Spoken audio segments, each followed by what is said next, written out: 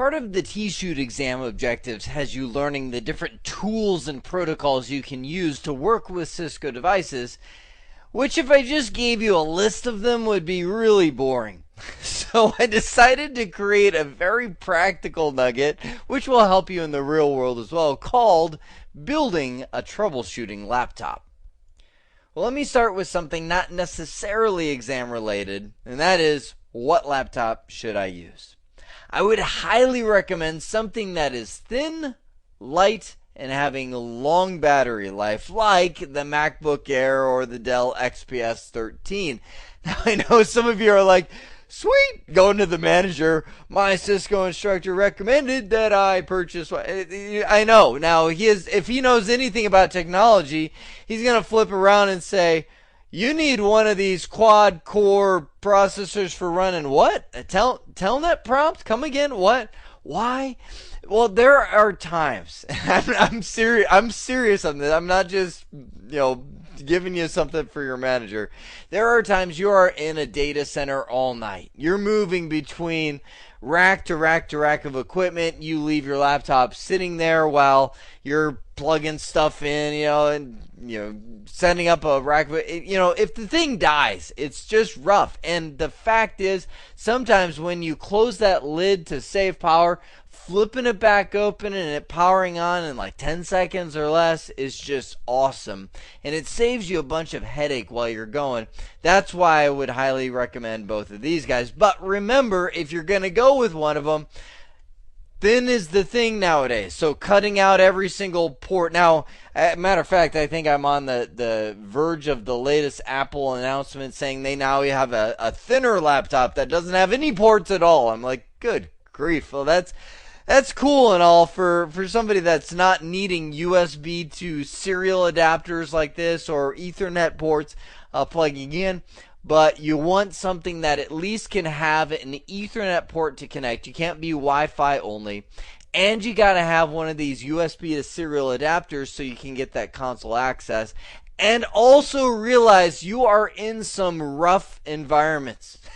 Rough. What am I talking about? Oh, I chipped my nail on the rack cage nut. It's like, whatever. There are jobs out there that are far more rough than what we do with Cisco devices. But I'll just say from experience, I had a MacBook Air. I set it on the floor of that data center, and just as I'm moving around, accidentally kicked it. And I've got this big old gash from that, the metal floor. It's not a gash. It's just, anyway. I have this Dell D400. I think you can pick them up for like $50 off of eBay. It works. I mean, Windows XP all day long, run a TFTP server, run terminal program. And the beauty is it has a serial port. This is before they started stripping it out of devices. So you don't need the USB to serial port, just jack right in. Now we get to the real meat. What tools should that laptop have? What I did was actually look at my laptop and said, okay, what do I have on my laptop? So I made two lists. One, programs that I have on every single laptop that I have that deals with Cisco devices, and then stuff that I find myself downloading all the time because I'm like, oh, I forgot about that, and I add that in when I'm on site and have a need. So at the core, you manage your Cisco devices every single day using Telnet and SSH. I will say I fought the secure CRT bandwagon for a long time because I'm like, I don't want to pay $99 for a terminal emulation program. I used Putty Connection Manager, and Putty Connection Manager does work awesome. Essentially, Putty is the free utility that's been around for eons to manage our devices. Does serial, does Telnet, does SSH. There's this free connection manager that kind of gives it secure CRT-like look and feel, where you get the tabbed sessions and, different sessions that you can save in there very easily. So very handy. But I will say, once I got secure CRT, I'm like, why did I wait so long? It is cool. And you will use probably 1/100th of the functionality that is available in that program. But the 1/100th that you do use makes it worth the $99. So anyway, that's your terminal program. SSH Telnet into your devices. Now, almost all our devices use TFTP to transfer things like firmware updates, startup config, running config. What are typical things that you end up doing when you're troubleshooting? Well, you're transferring, a new iOS version. Did I say firmware? I meant iOS. Going into a switch, going into a router, something like that, copy it into the flash using TFTP D32. Now, this is a program developed by some professor in France, I believe. He keeps it up to date, but essentially, the reason it's called this is the TFTP protocol itself had a limitation of 32 megabyte file sizes. So this program overcomes that because we have larger iOSs nowadays. So we copy files to and from our device. Also, one of the troubleshooting things we do all the time is copy stuff into the startup config. Why?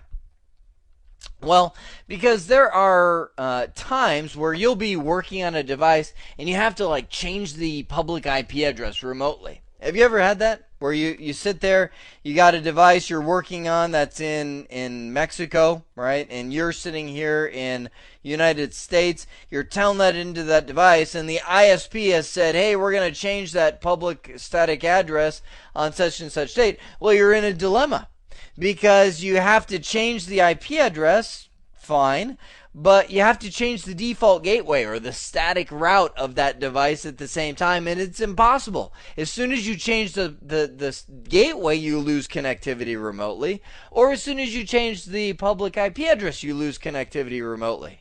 What do? You copy the configuration to TFTP D32 or to your local machine, modify the configuration file, so you change the IP address under fast Ethernet 0/0, you modify the default gateway, you save the configuration file, then you copy it into the startup configuration, right? Then, you know where I'm going, right? You reboot the device. Because the startup config is the only one that replaces, meaning if you copy it into the running config, it merges it with the configuration that's already there. So you copy it into the startup config. Sometimes if the service provider has said, hey, at 2 a.m. on such and such date, we're going to give you this new IP address, then you set the reboot time to be, 2:30 or something like that, so it reboots after the service provider's made the change. Now, I'm not saying it's not a gut-wrenching thing to do a move like that. I've done it a couple times, and I would say I'm at probably an 80% success rate. There is the 20% where that device does not come back, and you're like, what happened? Anyway. It's not perfect, but that is what you do a lot of times to do those unremotable changes to your devices. FileZilla. This is your free FTP client of choice. It is awesome. They update it all the time. It is secure. It does secure FTP or FTP over SSH or SSL. So FileZilla is a great FTP client for just putting files on an FTP server. They also make an FTP server. I've actually downloaded it and tried it a couple times. I got it working, but I remembered it was not as fun and friendly as I thought it would be. So FTP FileZilla client works well. I can't vouch for the server, but I haven't used it that much. Angry IP Scanner, good grief, this thing is just awesome. It is for Windows, if you are using Windows. Key here is you want the old version. So he released, I think it's like 2.x version. That is just, it's a nitty-gritty single.exe file, right? You can download it and just run it. Doesn't install, and it just does a quick ping sweep, and it does port scanning. So just think ping sweep and port scan of different devices really fast for a Windows device. Now I know there are faster ones like Nmap on Mac, but if you just want simple Windows, do this one. Don't use the new version. He's got a 3.x version, which is it's just not as quick and simple as the other one. Wireshark, I don't even need to talk much about that. That is your packet sniffer. There is actually Keith Barker created a whole Wireshark series here at CBT Nuggets. You want to check that out. That is like MacGyver tool set right there. Notepad++. So everybody in Windows uses Notepad. I can't even, everybody except me, I can't open it. Everybody uses Notepad right here because this is just a straight text editor, doesn't put any formatting, nothing like that. However, it's got its limitation, like you reboot, it loses your data, all that kind of stuff. So I would highly suggest putting Notepad++. I put it on everything I've got. Oh, hey, I even got some notes in here I was writing in here on some scenarios to create. But essentially, Notepad++, it's designed for coders, so it's going to, do a lot of the tab. It does the number lines, things like that that you can put in there. But just for managing your config files, that thing is a gem. iPerf. No. iPerf is your performance testing utility. You can just go on Google, type in iPerf. It is command line based. I think there is actually one called JPerf as well. I haven't used it, but I heard it's really good. It's a Java based version of this, so it gives kind of a front end.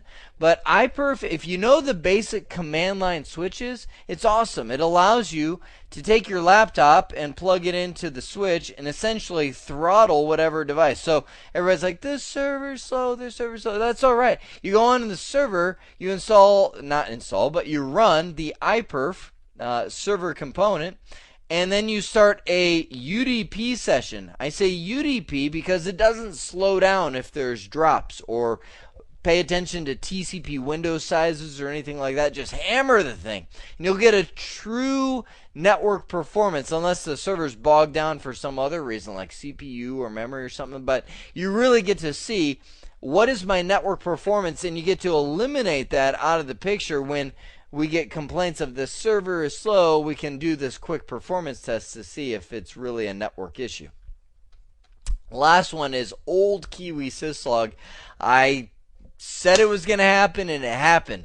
Kiwi software was awesome. They were this great little scrappy vendor, made these cool tools that they sold really cheap, like Cat Tools. Oh, Cat Tools was awesome. It is a tool that allows you, I didn't write it on here because, I'll tell you in a second, but it allows you to, every night at 1 in the morning, telnet in or SSH in to all your Cisco devices. It downloads the running config, and then it reports, it emails you with any changes, so you can always have a current version of your code, and you also know if somebody's changing it. Anyway, SolarWinds, they make cool tools, yes, but they bought Kiwi Cat Tools, and I said, you watch, they're going to take all these cool cheap tools and charge absurd prices for them, and they did. So SolarWinds bought Kiwi Syslog, so that's why I say the old version, it's free, and you can download it. It's great to run on Windows, to do your syslog reporting from your devices, to have a centralized log. Gives you the ability to see all the log messages, put filters on it so you can see, again, quick troubleshooting. It's a lot better than trying to follow a console that's scrolling off the page with information. That's my de facto list. The ones that I find myself having over time is, first off, HFS. Google it. It's HTTP file server. It's a quick, if you want to run a web server from your laptop, this is the quickest and cleanest way to do it. Sometimes it's really handy because TFTP bogs down. I don't know if you've seen that happen, where your laptop or the Cisco device just can't keep up, and you just need something a little more reliable. FileZilla's FTP server is kind of lame, so run an HTTP server from your laptop and jet a giant file in, because just about every Cisco device now supports you typing in copy HTTP, :// and you put all the path to the iOS file or whatever you're copying in there to Flash, or vice versa, copying from Flash to an HTTP server. That one lets you do it. TCP view. This guy is like a netstat on steroids, where it will show you all the open TCP sessions coming to and from your laptop. Gives you just a good informative view of that. Nmap. Nmap is a good security auditing system, to where it does essentially a behemoth attack on the different devices, and then reports back and says, okay, this is vulnerable to this, this, and this kind of attack. You should patch this. So Nmap is typically a security auditor's best friend to generate all these fancy reports, making him look like he did a lot of work, but not really. MTU route allows you to find the maximum transmission unit, how large of a packet can be transmitted through a various group of devices. Essentially, it's like a trace route, but it finds the maximum transmission unit for all the different legs. MRoute NG. Okay, now you're into my like things that I found on my laptop, and I was like, what did I do with this again? So I know you use these regularly, but what this one is like a SSH, RDP, VNC remote control thing all in one. I downloaded it. It looked really cool. I spent maybe half an hour, and then I was like, that's a lot of stuff. NetFlow Analyzer. This one, who has this? There's a lot of free ones out there. Just Google it.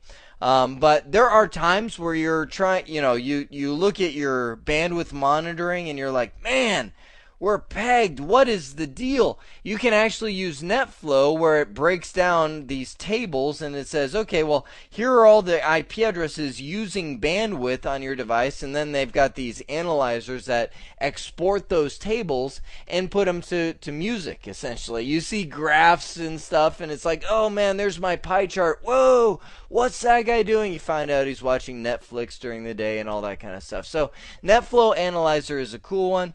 I actually now use PRTG. That's my network monitoring tool of choice, which allows me to monitor SNMP traffic, but it also includes a NetFlow component to it, which works really good. This one at the bottom, I found on my device, and I was like, what is that? Literally, as I was creating this slide, I was like, what? And I opened it, and I was like, wow. That looks cool. It's like another one of these things where I was like, this thing does a lot. It's supposed to be kind of like this all-in-one, it does everything for your network troubleshooting toolkit.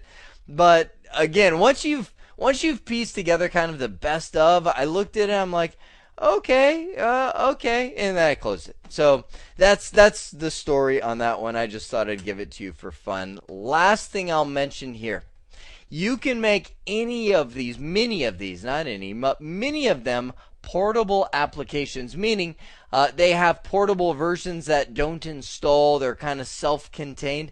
One of the things that I've seen a lot of people do is install like a Dropbox, or if you have Synology, I love these boxes. A Synology NAS, like at home or at the office or something like that. It has something called Cloud Station, where you get your own little private Dropbox. Dropbox just kind of creeps me out. Does it do that to you? Where, I don't know, it's on AWS, so it's a public cloud, and it's kind of like a public, it's like, I don't know, I just feel like pictures of my mother are going to end up on somebody's laptop. Okay, maybe it's just me, but why pictures of my mother came into this story, I don't know. Dropbox just creeps me out. So anyway, there are other things. Man, I feel better using, what is the Microsoft one? What is it? Drive? No, that's Google's. Anyway, Microsoft it's Live? Microsoft Live? No. It's something, you know what I'm talking about, right? Anyway, use one of those. Combine it with all these portable applications, and then you can kind of have them jump around to all your different laptops, so you don't have to keep installing them on every single one you get. So I want you to pull away two things from that list of tools. First off, obviously, the list of tools that make a really cool troubleshooting laptop and kind of like a de facto standard what you should have on every single one. But also the protocols that you use to manage your Cisco devices, really knowing what those are, how those work, knowing how syslog sends messages to a syslog server, knowing how You've got FTP, TFTP to transfer files to and from your Cisco devices, even doing HTTP to do that. Knowing SNMP, using a reporting utility like SolarWinds or PRTG to monitor your different devices. NetFlow to analyze the nitty-gritty, what's going on behind the scenes, who's using my bandwidth. Putting all those pieces together, that's the components that you need for both building a troubleshooting laptop and for the exam. I hope this has been informative for you, and I'd like to thank you for viewing.